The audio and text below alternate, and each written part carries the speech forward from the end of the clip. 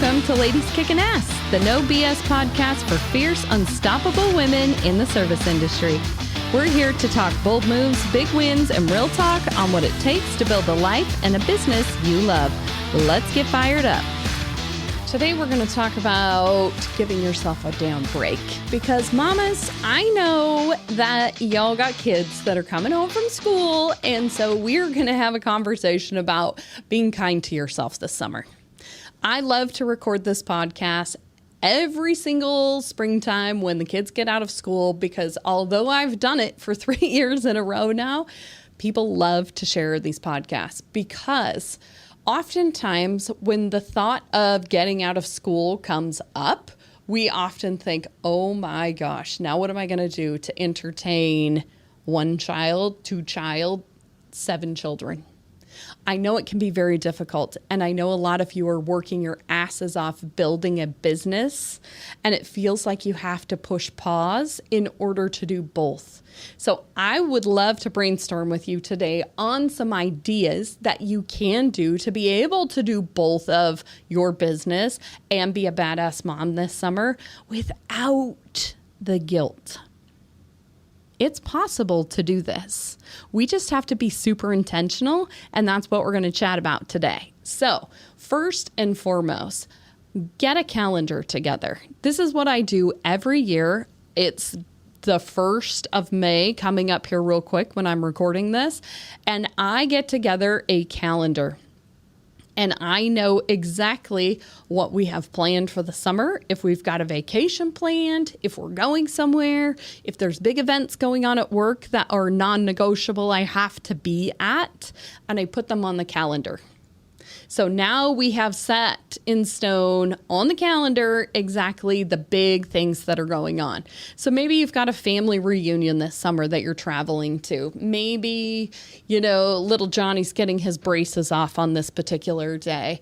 Maybe your daughter has something coming up with high school that she has to do during the summertime. We put every big event, birthdays, anniversaries, celebrations on the calendar, okay? Lay them all out in front of you so you can see it, okay? We got the day we're getting out of school. We got the day we're going back to school. We've got it all documented, right? Then we're going to sit down and we're going to look at what is going on inside of our business. We're going to pick out the most important things that only you can do. Now, I know some of you are at that point where you're doing everything. You're HR, you answer the phones, you're running the office, you're doing everything. You're the janitor. I know, I laugh because I've been there. I understand the struggles that you're in. But I would highly encourage you, write down the things that only you can handle. So let's say you're still handling the financial part of your business, but someone else can answer the phones. Somebody else can definitely be the janitor. Somebody else can definitely pick up marketing flyers from the printer. Somebody can definitely do probably half the tasks that you're doing during the day. Let's be real honest.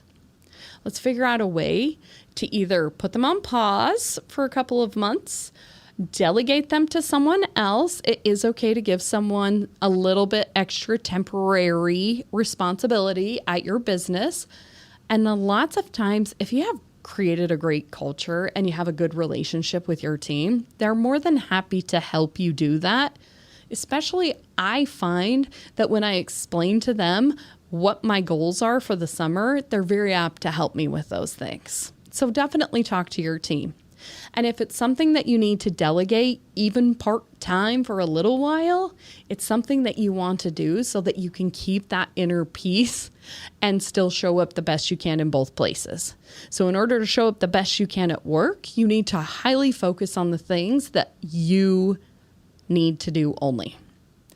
Put those on a specific day on your calendar. I know a lot of you are really great at time blocking. Let's say you're actually doing the work of your company. Well, let's block what that time out is. If you have to be there from 8 to 4 every day because that's what you have to do for your job or for your company, then let's put that on the calendar. Let's also sit down with our kids after you've put those things on. because let's be honest, we still got to pay the bills during the summertime, usually more bills because the kids are at home and the pantry's open, and sometimes we're not home too. So it can get a little expensive. I get it. I have 5 kids at my house during the summertime, and it's crazy. A box of granola bars appears one night and disappears by noon the next day. So I totally get it. And I'm very much simplifying this for a reason. I want you to take it just for face value. Don't attach the mama heart behind it. And what I mean with that is don't tie emotion into this. There's shit we still got to get done. And so what we're going to do is we're going to figure out how much time it's going to take us to get those things done so that we can show up in a different capacity for our families this summer. Okay? So now we've got that laid out on the calendar. Now we're going to sit down with the kids and we're going to ask them what they would like to do this summer. Is it important I just had this conversation with my kids. I'm going to jump back here a minute. I just had this conversation with my kids. My son is going to be done with 6th grade. He's 11.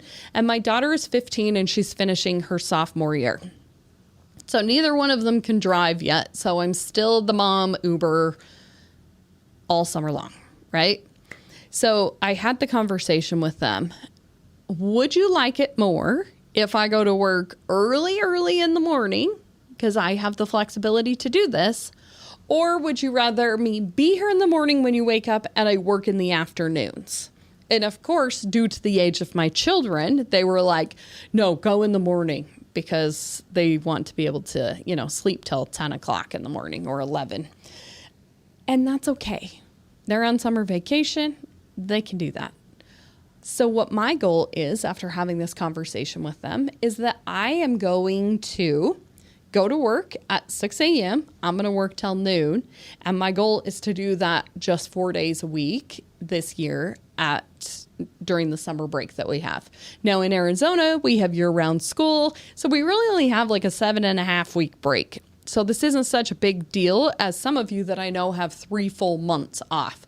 I realize it can be a little bit delicate and everybody's schedules are different. So these are only suggestions to try to make your life a little bit easier. Okay. So I am going to work 6 to noon, 4 days a week. I'm not going to go into the office at all on Fridays. And then I have my entire afternoons to focus on passion projects I want to do if I'm at the house and the kids are busy doing something else. Or I can work on spending more time with my kids and doing fun activities with them. So I did try to break it up to the point where we could actually spend more time together. I know a lot of kids end up sitting at home by themselves all summer, and my big goal is to try to deter that as much as possible. So these are just ideas. But it's very important to include your kids or your spouse in the conversation so everyone is on the same page. Something that we do that my kids really like a lot is that we have what's the plan for tomorrow conversation every single night before we all go to bed. What's on the schedule for tomorrow? What are you doing at school tomorrow, Cash? What are you doing at school tomorrow, Ainsley? This is what mom's game plan is for tomorrow. They know what is on my schedule. They know today it's after school time. I have somebody picking them up from school. I'm at the studio recording a podcast, but they know where I'm at. And when we have that open conversation, then there's no confusion as to when's mom going to come home. Now, if you're an entrepreneur, I know sometimes that we can tend to put our family on the back burner, meaning they're always going to be there. It's okay if I take another meeting, if I take another call. It's okay if I stay and work with Susie for an extra hour because my kids are at home, they're not going nowhere, and it's fine. I would really challenge you to stick to your schedule as much as you can. Now, I know shit hits the fan sometimes and we have to be flexible.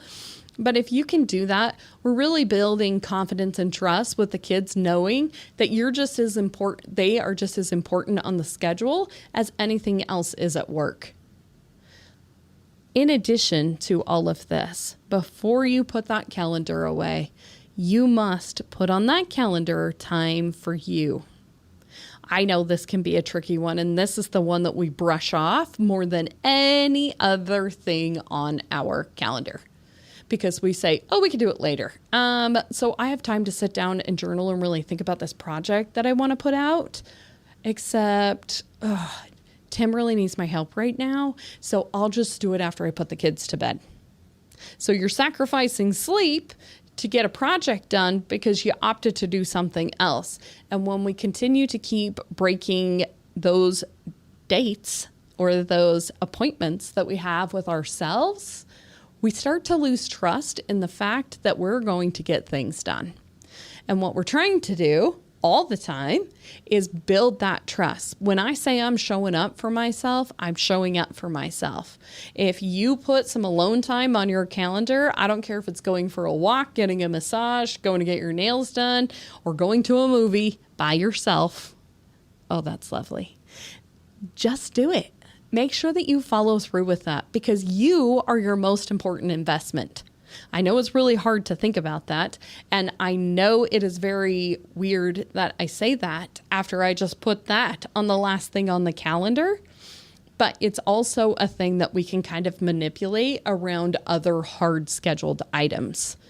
I know that we run service businesses, and it drives me crazy when I hear podcasts that say, you first, like you go to the gym and you do this and you do this and you do this, and then you go to work. And I'm like, my phones are ringing off the hook in Arizona by 6:30 a.m. because people are having a septic emergency, and I can't wait till 9 a.m. to go to work. So we have to kind of do a delicate dance.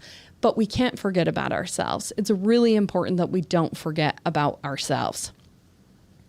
Also, on top of the calendar, make sure you are checking in with yourself. This is something that I love the Growth Day app about, and I'll be sure to put that in the show notes, is there's a beautiful way of being able to kind of prioritize yourself through the day. So you can get a little personal development in the morning, you get a video on something cool that you can work on with your mindset. You can give yourself 3 things you want to work on that day. And you can actually sit down and journal about how you felt the day before and what energy you want to bring in to this new day you're about to start. Journaling is something that I would love if you could figure out a way to give yourself even 10 minutes in the morning to write your intentions for the day. You will see a massive difference. Sometimes we literally live by the reminders that pop up on our phones with the stuff that we've buried in our calendars. And oftentimes it's not even the most important things we need to be working on. So spend that time to be able to discover that, because the last thing I want you to experience, Mama, during summertime is the burnout. You feel like you're doing too much. And I know this sounds like a lot, but when it is scheduled and it's prioritized and it's all written down, it leaves no room for things to get crazy and chaotic if you're able to stick to the schedule as much as possible, with some flexibility, because we all know how life works. But something that we really want to do is just prioritize those tasks. If it's something with your business that really can last till the fall time to start, or if there's not someone you can delegate it to, definitely put it in the parking lot. You know, the parking lot is this amazing place where all of my killer ideas live.